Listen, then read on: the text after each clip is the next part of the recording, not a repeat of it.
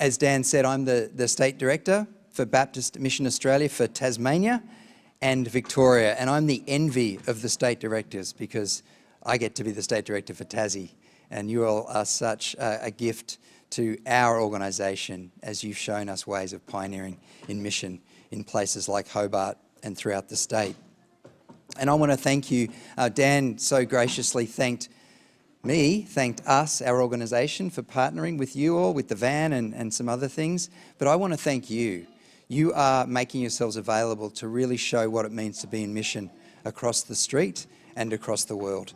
And that's not as common as we would like it to be. So thank you for pioneering in that space. I feel like I need to go back there and dance with Grace and join the party. That might be the Pentecost moment that I'm missing right now. You need to turn the mic off if you feel like you need to do that. Do I need to move over this way? Okay. I'm just being... Oh, this thing's not as heavy as it looks. I'm not nearly this strong. How's that? Okay. Very good. So thank you so much for having me today. So as you heard, and as you saw on our slide there, that our theme for May Mission Month is alongside us. And I don't know if I can I get one of those up? Is that possible? Oh, getting dazzled by the lights. Oh no, you're fine, mate. No worries, no worries. So, and it's not necessary right now, but we've talked about being alongside us in 4 different ways, that we would be people of prayer, that would be an important part of being an alongside in mission, that being people of peace is a critical part of being an alongside in mission, that we would be people of love, and that we would be people who partner. And you saw that in our short little video there. And today I just wanted to share briefly with you and hopefully encourage you in mission by talking about being people of peace. I want to remind you, and again, seeing all the wonderful activity going on in this church, I probably don't need to, but I want to remind you that any one of us can be alongside us in mission. You don't have to go far overseas, even though that's a noble and good call. You can be alongside people in your neighbourhood and in the relationships you're already committed to. It means showing hospitality and grace and peace. But as we think about what it means to be people of peace specifically, I want us to look at a passage from Acts. If I could bring those words up so you could follow along, that would be awesome. Beautiful. Okay. So let me just read this passage from Acts and the story of a woman called Lydia. One of the things I love about the book of Luke and Acts, and specifically Acts when it comes to the early church, is that these are ordinary mission stories. There's doors closing and doors opening, opportunities coming and going, mistakes being made, and God's grace showing up. This is the story of an extraordinary mission of God in the ordinary hands of God's people, and that's us, right? So think about that as you hear this story. The names can be a bit off-putting, but I come from a place called Yakandanda, so it's not off-putting to me. Strange place names aren't that weird, are they? So let's read together from Acts 16, starting at verse 6. So they, which is Paul and his companions, went through the region of Phrygia and Galatia, having been forbidden by the Holy Spirit to speak the word in Asia. When they'd come opposite Mysia, they attempted to go to Bithynia. I don't know how to say these words. Forgive me if there's any Greek scholars here. But the Spirit of Jesus did not allow them. So, passing by Mysia, they went down to Troas. And during the night, Paul had a vision, and there stood a man of Macedonia pleading with him and saying, "Come over to Macedonia and help us." And when he had seen the vision, we immediately tried to cross over to Macedonia. Notice there it says we. Luke's joined them now. Being convinced that God had called us to proclaim the good news to them. And so from Troas we put out to sea and sailed straight for Samothrace, and the next day they went on to Neapolis.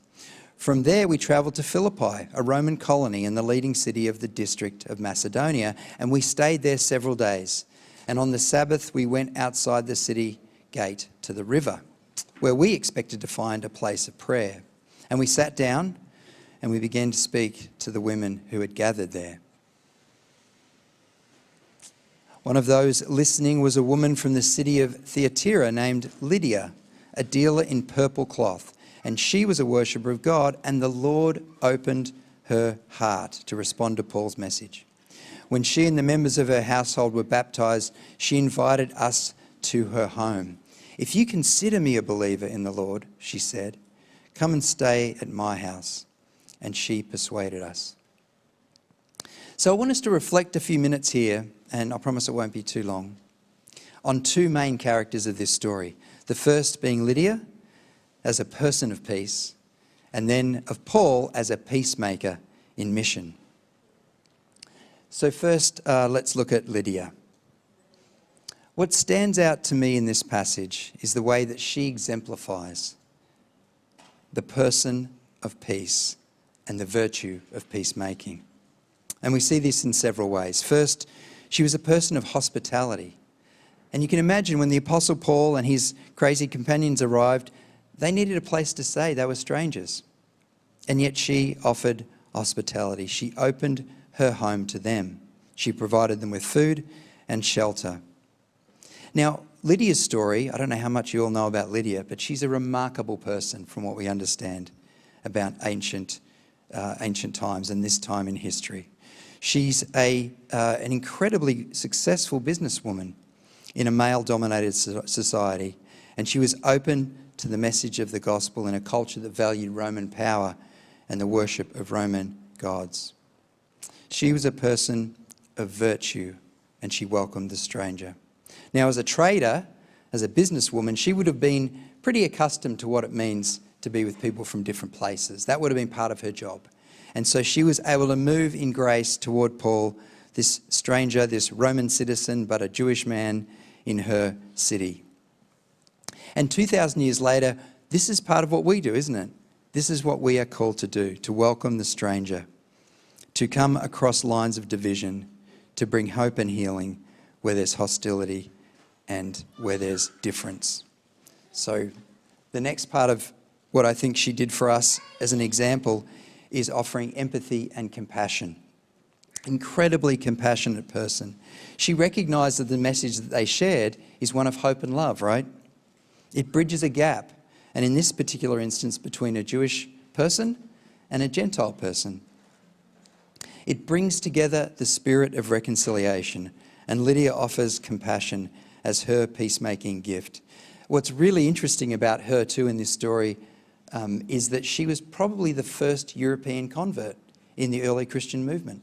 She's very much the mother of Western Christianity and the treasures of theological reflection and mission that have come from that part of the world. So we give thanks for that even today as we celebrate the birthday of the church. So thirdly, Lydia was a person of courage, a person of some wealth and a good deal of influence and social standing in her community. People would have looked to her. They would have said, what's Lydia thinking? What's Lydia doing? She would have been a leader in her community.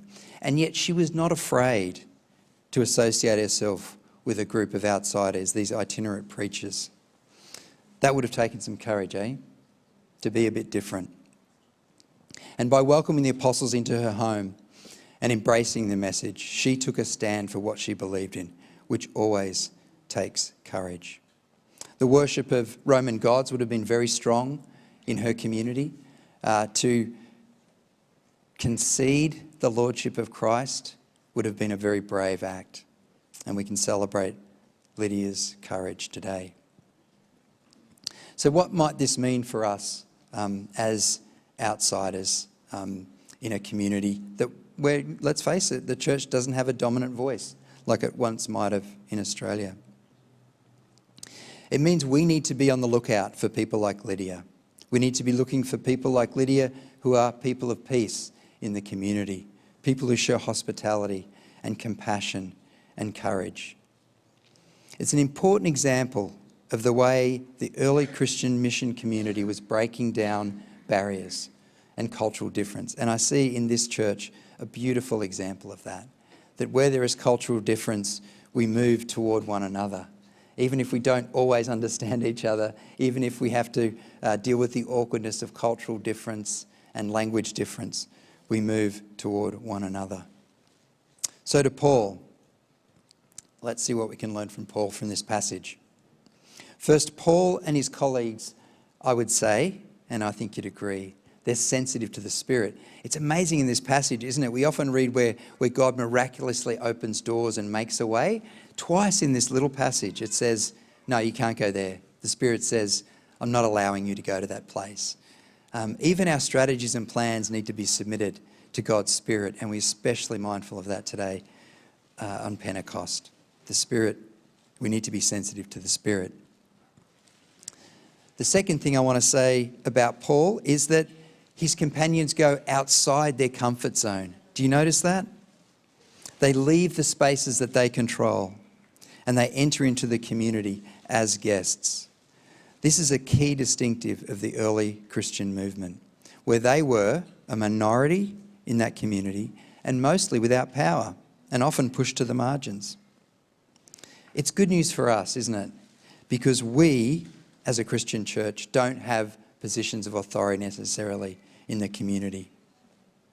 And yet we can share the gospel because we are agents of God's mission. And we can do that through being people of peace. And thirdly, Paul and his companions submit their work and their plans to the work and the ways of God. It's interesting to note that it says in this text that God is the one who opens hearts. All throughout Luke and Acts, it's God who is the main actor. There's wonderful drama and great action and courage from all the characters through Scripture, but it's the God of the universe who is the primary mover. And it's really important to note here that it doesn't say that Paul opened her heart because he was really clever and used enormous words and was very smart. It doesn't say that at all. It says that the Lord opened her heart. And I think that's good news for people who aren't so great at words like me and maybe like you. It is God who opens people's hearts, and it's God who softens our ears to hear what we need to hear at the right time. So, as a community of peacemakers, let's think about what that might mean for us as churches in Australia in our different contexts. We're going to need to be sensitive, aren't we? Let's be sensitive to the Spirit of Jesus. We need to revisit the stories of Jesus again and again. What did Jesus do? How did Jesus live? Who did Jesus make friends with? He is the Prince of Peace, after all. Is there conflict in this community? Is there conflict in Australia generally? Is there antagonism and distrust? Of course there is. How can we follow the Spirit of Jesus to make room for reconciliation and make room for the restoration of relationships? And they might be intimate ones in our family and friendship network, or they might be ones across our communities in places where there's cultural difference and histories that run very raw. The second thing we'll need to do is go outside the places that we control. We need to go into the community where people gather and where real life happens. And I see that happening in this church. It's a beautiful encouragement to me as I go from church to church in Tasmania and Victoria as well. And we know it's very good to welcome people into this place. We recognise the value of this beautiful building and its functionality and the people who meet here throughout the week. But it's really important too to go out into the world and into the community. Maybe there's a coffee shop you go regularly to, a group you're part of. These are the places that God is just as keen to be active in as God is keen to be active in this church building. As someone reminded us earlier in our children's talk, the church are the people of God. It's not a building. So where's the riverbank? We heard in this story about a riverbank where Paul went, thinking it might be a place of prayer. Where might be those places in your communities? And finally, we must be willing to submit our longings to the work of God. We should be interested in real, loving relationships that allow God to do the convicting and the heart opening. It can be really easy for us, for you and for me, to feel anxious or under pressure when we endeavour to join in God's mission. What will I say? Will I use the right words? What's the formula that gets this across the line. But being people of peace means that we are going to be non-anxious agents of God's love in the world, right? Non-anxious presence in the community. It means that we're going to be earnest about our faith. It will be heartfelt. It will be courageous, but it won't be aggressive or forceful. God is the primary mover when it comes to mission, and we can trust this and simply love people where they are, trusting that God's going to meet them where they are in the same way that we were met. So what does this look like? Well, this is where I turn it over to you. And in the weeks and months and years ahead, you're going to have stories of being peacemakers in the community. And we're going to be excited as an agency of Baptist Mission to hear those stories. One of those stories I want to share with you as I finish is from our Thai team. And it was so good to see Jit and Jan up there. Thank you for your partnership with them. Thank you for your faithful support of the incredibly beautiful work that they do. A little bit further to the north and to the east of where they live is another part of our Thai team. And I'm going to play a video now to close. And I hope that it encourages you as you think about Lydia, and as you think about this woman in this video, and as you think about the neighbours in your community, that you can be an agent of peacemaking and of transformation because of and through God's mission in the world. Thank you.